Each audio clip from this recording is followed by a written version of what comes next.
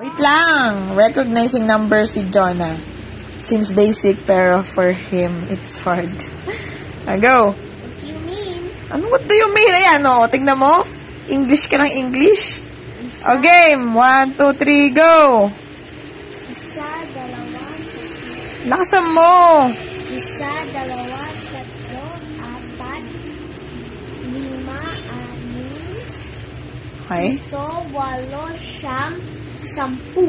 Yay! Clap your hand! Oh, Tagalogin mo to. Okay, ha? Yeah. O, game. No.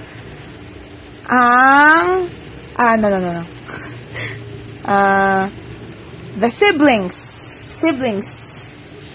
Kapatid. Siblings. Mga kapatid. Yeah! How about the family and the dogs?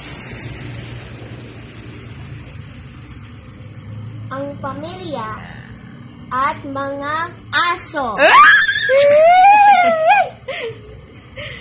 How about the kid and the cat? Ang anak at pusa. Okay, but we can also say ang bata, okay? Kasi I said kid, okay? Not the child, okay? It's the same. How about I say